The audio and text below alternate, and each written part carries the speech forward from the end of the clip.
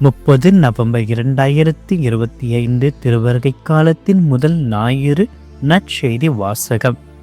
மத்திய எழுதிய தூய நற்செய்தியிலிருந்து வாசகம். அதிகாரம் 24, இறை வசனங்கள் 37 44 முடிய. அக்காலத்தில் மானிட மகனின் வருகையை பற்றி இயேசு தம் சீடரை நோக்கி கூறியது, நோவாவின் காலத்தில் இருந்தது போலவே மனித மகன் வருகையின் பொழுதும் இருக்கும். வெள்ளப்பெருக்குக்கு முந்தைய காலத்தில் நோவா பேழைக்குள் சென்ற நாள் வரை எல்லோரும் திருமணம் செய்து கொண்டும் உண்டும் குடித்தும் வந்தார்கள். வெள்ளப்பெருக்கு வந்து அனைவரையும் அடித்து செல்லும் வரை அவர்கள் எதையும் அறியாதிருந்தார்கள். அப்படியே மனித மகன் வருகையின் பொழுதும் இருக்கும். இருவர் வயலில் இருப்பர், ஒருவர் எடுத்துக் கொள்ளப்படுவார், மற்றவர் விட்டுவிடப்படுவார். இருவர் திரிகையில் மாவரைத்து கொண்டிருப்பர், ஒருவர் எடுத்துக் கொள்ளப்படுவார், மற்றவர் விட்டுவிடப்படுவார். விழிப்பாயிருங்கள், ஏனெனில் உங்கள் ஆண்டவர் எந்த நாளில் வருவார் என உங்களுக்கு தெரியாது. இரவில் எந்த காவல் வேலையில் திருடன் வருவார் என்று வீட்டு உரிமையாளருக்கு தெரிந்திருந்தால் அவர் விழித்திருந்து தம் வீட்டில் கன்னமிட விடமாட்டார் என்பதை அறிவீர்கள். எனவே நீங்களும் ஆயத்தமாயிருங்கள், ஏனெனில் நீங்கள் நினையாத நேரத்தில் மானிட மகன் வருவார். ஆண்டவரின் அருள்வாக்கு. கிறிஸ்துவே உமக்கு புகழ். இயேசுவில் பிரியமான சகோதர சகோதரிகளை, இந்த காணொளி மூலமாக ஆண்டவருடைய பிரசன்னத்தை ஜெபத்தால் ஜெபிக்க வருகின்ற ஒவ்வொரு பிள்ளைகளையும் இறைவன் நிறைவாக ஆசீர்வதிக்கட்டும். இந்த திருவருகை காலத்துடைய முதல் ஞாயிறில் என்னுடைய திருப்பலியில் உங்கள் ஒவ்வொருவருக்காகவும் உங்களுடைய தேவைகளுக்காகவும் ஜெபிக்கிறேன். பிரியமானவர்கள், இந்த திருவருகை காலத்தை தொடங்குவதற்கு முன்பாக ஒரு சிறிய கதையுடன் நாம் துவங்குவோம். ஒரு காலத்தில் ஒரு கிராமம் ஒரு ராஜாவுக்காக அந்த கிராம மக்களை காத்து கொண்டிருந்தார்கள். அவர் எப்பொழுது வருவார் என்பது யாருக்கும் தெரியாது. அதனால் அவர்கள் வீட்டை அலங்கரிப்பதும் தெருக்களை சுத்தம் செய்வதும் தயார் நிலையில் இருந்தார்கள். ஆனால் நாட்கள் செல்ல செல்ல பெரும்பாலானவர்கள் அந்த ஆர்வத்தை இழக்கிறார்கள். அவர் எப்பொழுது வருவார் என்றால் பின்னர் வரலாம், வராமல் கூட போகலாம் என்று மனதில் நினைத்து கொண்டு சாதாரண வாழ்க்கையை திரும்புகிறார்கள். ஆனால் ஒரு வயதான பெண்மணி மட்டும் எப்பொழுதுமே தயாராக ஒவ்வொரு காலையிலும் தன்னுடைய வீட்டிற்கு செல்லும் பாதையும் அவர் துடைக்கின்றாள். மாலையில் ஒரு ஜன்னல் அருகில் ஒரு விளக்கு ஏற்றி வைக்கிறாள். ஆக இப்படியாக அவர் ஒவ்வொரு நாளும் வைத்து கொண்டிருக்கிறார். இந்த ஊர் மக்கள் அவரை கேலி செய்வதமாக அவர் ஒருபொழுது வரமாட்டார் என்று அவளிடம் அவர்கள் கேலியை செய்கிறார்கள். அவர் சொன்னால் அவர் கண்டிப்பாக வருவார். அவர் இன்று வந்தால் நான் அவரை தயாராக காண வேண்டும் என விரும்புகிறேன் என்று அந்த ஒரு வார்த்தையை ஒவ்வொரு முறையும் அவர் சொல்லிக் கொண்டு இருக்கிறார். அன்று ஒரு காலம் வந்தது. அன்று அந்த ஊரில் ஒரே ஒரு வீட்டில் மட்டும்தான் விளக்கு எரிந்து கொண்டிருக்கிறது. அது அந்த பாட்டியுடைய வீடுதான். அந்த வயதான பெண்மை வீட்டிற்கு அந்த ராஜா செல்கிறார். நலன்களால் அவரை நிரப்புகின்றார். இந்த ஒரு சிறிய கதையின் மூலமாக இறைமகன் இயேசு நம் ஒவ்வொருவரையும் ஆயத்தமாக இருக்க அழைக்கிறார். நாம் தயாராக இருக்கின்ற பொழுது மனுமகனுடைய வருகையானது நமக்கு எல்லா விதமான ஆசீர்வாதத்தை அளிக்கிறது. அதுதான் இந்த திருவருகை காலத்தில் நாம் தியானிக்க வேண்டிய ஒரு மிகப்பெரிய குணமாக எடுத்துக்கொள்ள வேண்டும்.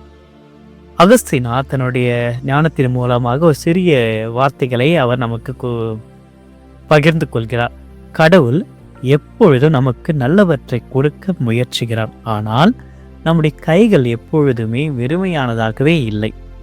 காரணம், பலவிதமான செல்வங்கள், புகழ், பெயர், இது போன்ற வாழ்க்கையை நாம் நம்முடைய கரங்களை வைத்துக் கொடுக்கின்ற பொழுது இந்த கரங்கள் வெறுமையாக இல்லாததனால் கடவுளால் நன்மைகளை நமக்கு வழங்க முடியாத ஒரு நிலை ஏற்படுவது என்று அகஸ்தீனார் குறிப்பிடுகின்றார். இன்றைய நற்செய்தி வாசகத்தில் நோவாவினுடைய உதாரணத்தை இறைமகன் இயேசு கொடுக்கிறார்.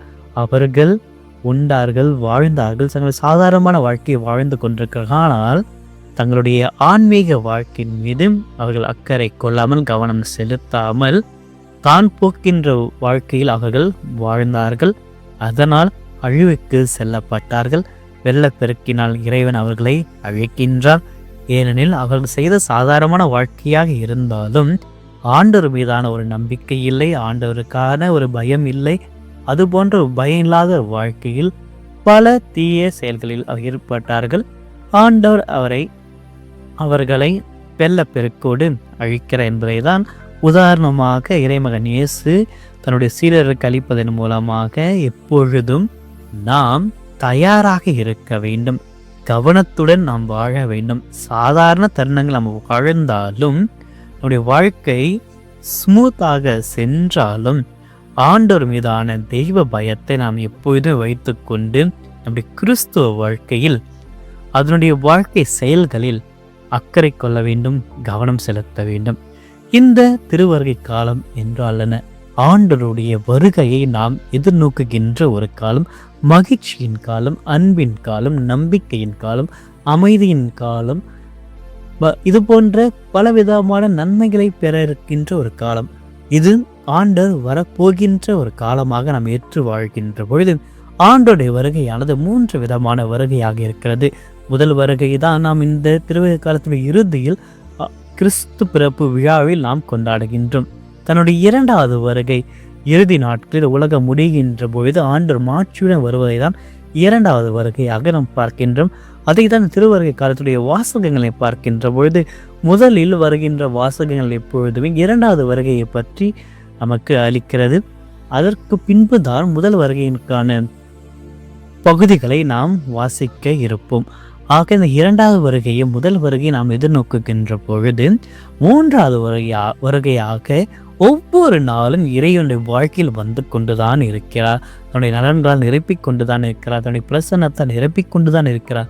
ஆனால் நாம் அந்த தினமும் வருகின்ற ஆண்டவரை நாம் கவனம் செலுத்தாமல், அவரை எதிர்நோக்காமல், அவரை வரவேற்காமல் இருக்கின்ற வாழ்க்கை திறனில் வாழ்கின்ற பொழுதுதான் பாவத்தினால் நாம் ஆட்கொள்ளப்படுகின்றோம். பல தீய எண்ணங்களுக்கும் தீய செயல்களுக்கும் நம்முடைய வாழ்க்கையை உட்புகுத்தி அதில் நாம் மகிழ்ச்சி இல்லாத ஒரு வாழ்க்கையில், அமைதி இல்லாத ஒரு வாழ்க்கையில், கஷ்டம் நிறைந்த ஒரு வாழ்க்கையில், சோதனையில் நாம் மூழ்கி வாழ்ந்து கொண்டிருக்கின்றோம். ஆக இந்த வருடமாவது தொடங்கிய இந்த முதல் நாளிலிருந்து நாம் ஆண்டவருக்காக நம்மையே தயார்படுத்த வேண்டும், நம்முடைய இதயத்தை தயார்படுத்த வேண்டும், நம்முடைய வாழ்க்கையை சுத்திகரிக்க வேண்டும். மீண்டும் ஒரு புதிய வாய்ப்புகளை தேடி ஆண்டோடைய பிரசன்னத்தை உணர்ந்து அவர் மீது முழுமையான நம்பிக்கை கொண்டு அவருடைய அமைதி நாம் நிலைத்திருக்க வேண்டும். இதோ இந்த வாரத்தில் முதல் வாரமாக நம்பிக்கை என்ற ஒரு மெழுகுத்திரையை நாம் கொளுத்தி இருக்கின்றோம். இந்த மெழுகுத்திரையை நமக்கு ஆண்டவர் மீதான முழுமையான நம்பிக்கை கொண்டு வர வேண்டும். ஆண்டவருக்காக நாம் காத்திருக்கின்ற பொழுது ஒரு சிறிதளவு நம்பிக்கை குறையாமல், அந்த ஊர் மக்களை போன்று நம்பிக்கை குறையாமல், எப்பொழுதுமே அந்த வயதான பெண்மணியை போன்று ஆண்டவருக்காக நாம் காத்திருக்க வேண்டும். ஆக தொடங்கியிருக்கின்ற இந்த திருவருகை காலத்துடைய முதல் நாளில் இறைவன் நம் ஒவ்வொருவரையும் நிறைவாக ஆஸ்வதிக்க நாம் ஜெபிப்போம். அதற்கு இந்த மாதத்தை எவ்வாறு செலவிடப் போகிறோம், எவ்வாறு ஆண்டவருக்காக நம்மையே நாம் நம்முடைய இல்லத்தையும் உள்ளத்தையும் தயார்படுத்த போகின்றோம் என்பதை சிந்திக்க வேண்டும். ஆகவே பிரியமானவர்களை, நாம் ஒவ்வொரு நாளும் பலவிதமான அன்பின் செயல்களால் நம்மையே தயாரிக்க வேண்டும். பாவ வாழ்க்கையிலிருந்து மனம் திரும்பி ஆண்டவருக்காக நல்ல ஒரு பாவ சங்கீர்த்தனத்தை செய்ய வேண்டும். ஒவ்வொரு நாளும் சிறிய செயல்கள், அது தனிமையில் இருக்கின்றவரை சந்திப்பதாக இருக்கட்டும், நோயாளிகளை சந்திப்பதாக இருக்கட்டும், பிறரை மன்னிப்பதாக இருக்கட்டும், பிறர் மீது நம்முடைய நம்பிக்கையை, அன்பை அவர்கள் மீது வெளிப்படுத்துவதாக இருக்கட்டும், ஏதாவது ஒரு விதத்தில் ஒவ்வொரு நாளும் ஒரு சிறிய நல்ல செயல்களை செய்வதன் மூலமாக ஆண்டவரை நாம் வரவேற்க முடியும். நம்பிக்கையாக நாம் எழுத்தியவற்ற மெழுகுத்திரியானது நம்முடைய வாழ்க்கையிலும் நாம் நம்பிக்கை காண வேண்டும், பிறருடைய வாழ்க்கையிலும் நம்பிக்கையை கொண்டு வர நாம் அவர்களுக்கு உதவி செய்ய வேண்டும். ஆகவே இந்த காலகட்டத்தில் விழித்திருந்து ஜெபிக்க வேண்டும். நம்முடைய இதயத்தை திறந்து கடவுளை உள்ளே நுழைய அனுமதிக்க வேண்டும். பாவ இருளில் மூழ்கிருக்கின்ற பிள்ளைகளை கடவுளுடைய ஒளிக்கு மீண்டுமாக கொண்டு வர வேண்டும். பயத்துடன் இல்லாமல் நம்பிக்கையுடன், அன்புடன் கடவுளை எதிர்நோக்க வேண்டும். மென்மையாக அமைதியான வழியில் நம்முடைய ஒவ்வொரு செயல்களை நாம் புரிய வேண்டும். பிறரை சந்திப்பதாக இருக்கட்டும், பிறரோடு பணிபுரிவதாக இருக்கட்டும், பிறரோடு உறவாடுவதாக இருக்கட்டும், அமைதியும் மென்மையும் நிறைந்த ஒரு குணத்தை கொண்டு நாம் அனைத்தையும் கையாள வேண்டும். ஆக இது போன்ற பலவிதமான நல்ல செயல்களை செய்கின்ற பொழுது இறைவன் நம்ம ஒவ்வொருடைய இல்லத்திலும் உள்ளத்திலும் வருவதற்கான எல்லா விதமான சூழ்நிலைகளை நம்மால் ஏற்று வைக்க முடியுமாகவே மீண்டுமாக இந்த திருவருகை காலத்தில் தொடங்குகின்ற ஒரு நேரத்தில் தயாராக ஆயத்தமாக எப்பொழுதும் கவனமாக இறை பிரசன்னத்தோடு நல்ல எண்ணங்களோடு நல்ல செயல்களோடு நம்முடைய வாழ்க்கையை புதுப்பிக்க இந்த திருவருகை காலத்தில் ஆண்டவர் வருகையினுடைய சுவாசத்தை நாம் சுவாசிக்க, ஆண்டுடைய வருகையினுடைய எண்ணங்களை நாம் சுமந்து கொள்ள தொடர்ந்து ஆண்டவரிடத்தில் செபிப்போம். இறைவன் ஒவ்வொருவரையும் நிறைவாக ஆசீர்வதிக்கட்டும். மன்றாடுவோமாக. அன்பும் அருளும் ஆசீர்வாதம் நிறைந்த அன்பு மாறநாதாவை, இந்த புதிய நாளுக்காக உமக்கு நன்றி கூறுகின்றோம். தொடங்கியிருக்கின்ற இந்த திருவருகை காலத்தினுடைய முதல் நாளில் இந்த காலை வேளையில் உம்மை பார்த்து செபிக்கின்றோம். ஒவ்வொரு நாளும் நீர் அளிக்கின்ற பலவிதமான ஆசீர்வாதத்திற்காக நன்றி கூறி, இதோ தொடக்கிருக்கின்றது முதல் நாளில் திருவருகை காலம் முழுவதும் உம்மை எதிர்நோக்குகின்ற ஒரு வாழ்க்கையை, உம்மை வரவேற்கின்ற ஒரு வாழ்க்கையை எங்கள் ஒவ்வொருவருக்கும் நிறைவாக அளித்தலும் உமது பிரசன்னத்தினால் எங்களை ஆசீர்வதியும் ஆண்டவரே. இந்த காலகட்டத்தில் நாங்கள் விழித்திருக்கவும் ஆயத்தமாய் இருக்கவும் எப்பொழுதும் உம்மை எண்ணுகின்ற ஒரு பாக்கியத்தை எங்களுக்கு அளித்தருளும் இறைவா. இந்த நாளில் நாங்கள் செய்ய போகின்ற, சந்திக்க போகின்ற ஒவ்வொரு நபர்கள், கொண்டாட போகின்ற ஒவ்வொரு நினைவு கொண்டாட்டங்கள் அனைத்தையும் உடைய பாதத்தில் வைக்கின்றோம். ஒவ்வொன்றையும் உடைய திருக்கரத்தால் தொட்டுதை ஆசீர்வதித்து எல்லா பலத்தையும் பெறுகின்ற ஒரு பாக்கியத்தை எங்களுக்கு அளித்தலும். நாங்கள் இந்த நற்செய்தி வாசகத்தின் வழியாக எங்களையே தயார்படுத்துவதற்காக ஏற்படுகின்ற ஒவ்வொரு முயற்சிகளை ஆசீர்வதியும்.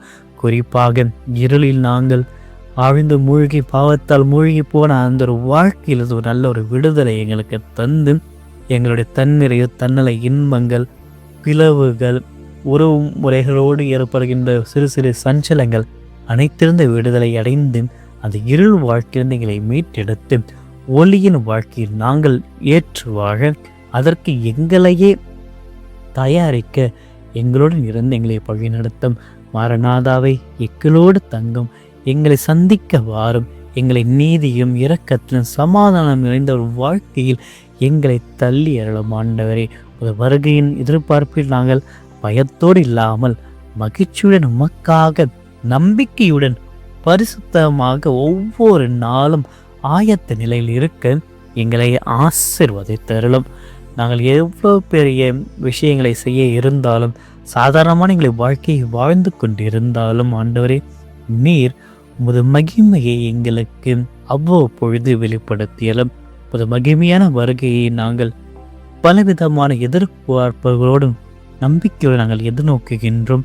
எங்கள் உள்ளங்களில் வர இருக்க போகின்ற ஆண்டவர் இயேசுவை நாங்கள் ஏற்றுக்கொள்ள எங்களுடைய இதயத்தை ஆசீர்வதித்தலும் பலப்படுத்தியருளுமாக. இன்று முதல் நாங்கள் பகலில் நடக்கின்ற பிள்ளைகளாக, ஒளியில் நடக்கின்ற பிள்ளைகளாக நாங்கள் வாழ எல்லா விதமான கிருபைகள் கழித்து தூய வல்லமையினால் எங்களை நிரப்பியருளும் ஆண்டவரை. இன்று நாங்கள் செபிக்க இருக்கின்ற ஒவ்வொரு கருத்துக்களையும் பாதத்தில் வைத்து செபிக்கின்றோம்.